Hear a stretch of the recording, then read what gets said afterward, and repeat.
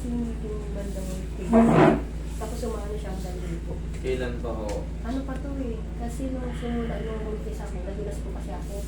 Tapos ito yung parang ito unang tumama, kasi nalalay ko lang. Tapos nun, nawala siya. Tapos nung nanganak na po ako mga 7 months buwata yun. Kailan ka nanganak? Noong October po. Last year, okay, good. Kasi hindi pa yan pwede pag mga bagong panganak eh. Medyo weak pa talaga. Pero kung nakalipas na, kailangan magpalipas kayo at least 10 months bago kayo magpa-reset. O kaya minimum 8 months para yung katawan nyo medyo maalwan na. Kasi pag nanganak, ako nung nanganak, tagal ko rin ako recovery. Kaya tanggalin mo muna yung bag mo. Masakit po kasi siya pag ano, lalo na po pag naglaba ko tapos hihiga. Hindi, huwag mo muna, kulang.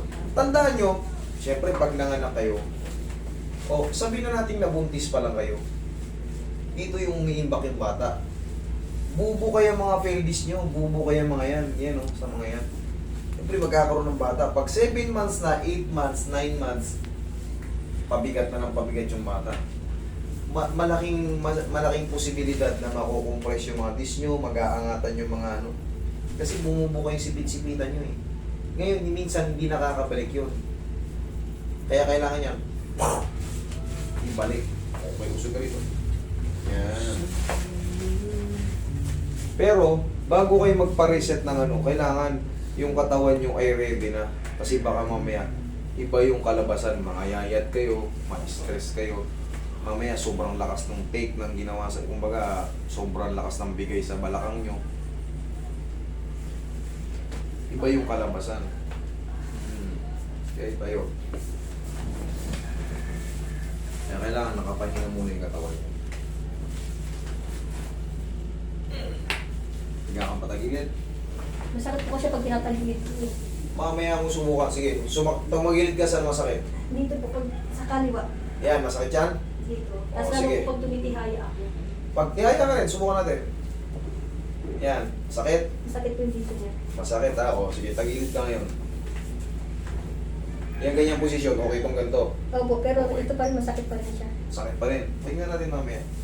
May matitira lang dyan konti. Okay? Tingnan nyo, hindi siya makatihaya, hindi siya makapigilid ng pakabila. Sige. Tingnan mo naman ako. Tama.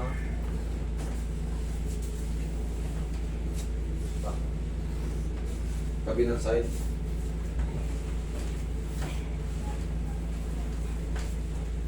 Ayan na, unti-unti mo na natatagilid. Unti-unti mo na yan maano pagka in-adjust ko yan.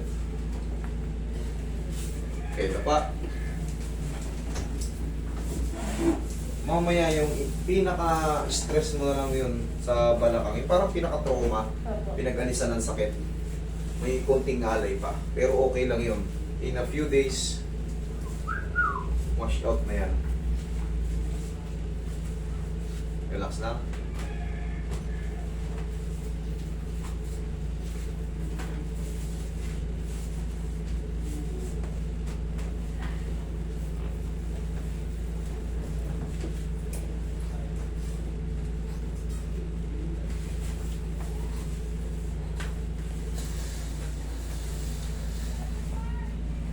Meron tayong bandage yan.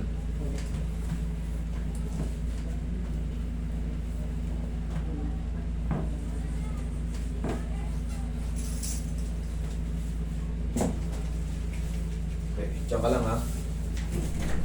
Par, nandiyan na yung kay paring Aldrin. Pabilihin nyo ng ano, kamo magdala ng haya ka.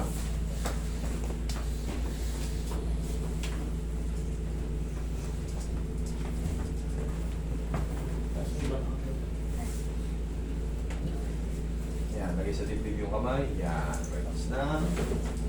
Mabilisan lang to. Okay, inhale. Exhale. Thank you. Diyan ka lang muna. Huwag kang tatayo. Tanggalin mo lang yan, no? O yan. Obserbahan mo ngayon yan. Nakahiga ka ng palapat yan. Tihaya yan. Kaya mo na. Ha! Kaya mo Kasi na. nakaraan po talaga ng sakit niya pag nakatihaya. Parang feeling ko may nakaano sa ano po. Naintindihan kita. Kaya nga tinasting muna natin kung anong posisyon. Katulad, ikaw na mismo nagsasabi, hindi ka makatihaya, hindi ka makatagilid. Kasi parang may kakalswen dito, oh. Tapos habang tumatagal, pakirot ng pakirot ng pakirot. Umano po siya hanggang baba. Yes, alam mo kung bakit. Siyempre, pag napag-aralan mo yung sciatica o yung sciatic nerve, hanggang dito yan. Ngayon, okay na.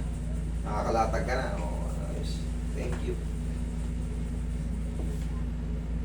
Lambutan mo lang. Yan.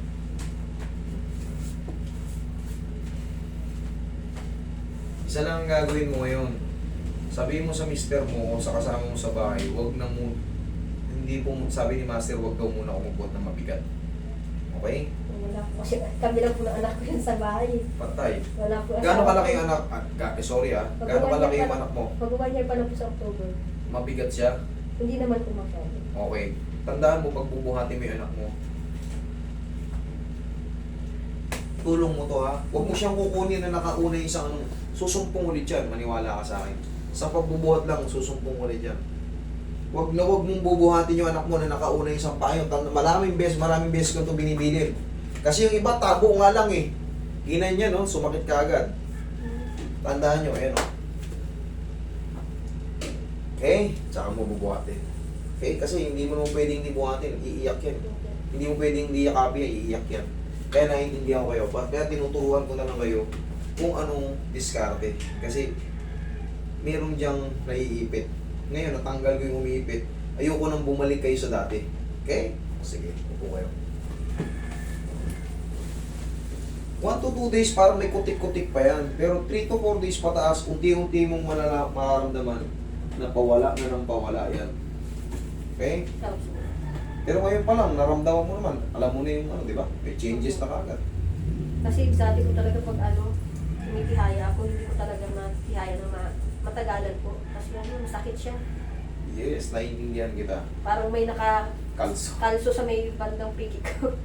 Pero ngayon, okay na yan. Tapos ganito lang stretching mo, ma'am. Ang stretching mo, tayo ka. Oh, ayan oh, pagising mo sa umaga. Ayusin mo na maayos, baka tumumba ka pa. Oh. 1, 2. Sige nga. Pero mo. Hindi, hindi. O, sabihin natin nakaganto ka. Nakaganyan? Huwag mo pag cross. Ganyan lang. Hindi, cross. Ganyan. Yun! Kabila, lakasan mo konti. Lakasan mo. Ganyan. Itangat mo naman yung paa mo. Sige. O, kabila. Lakasan mo konti. 1, 2. 1, 2 lang sa umaga. Yan lang, ha? Okay. Huwag ka muna maligo today. Bukas na, ha? Sige. Thank you. Thank you po. Sige.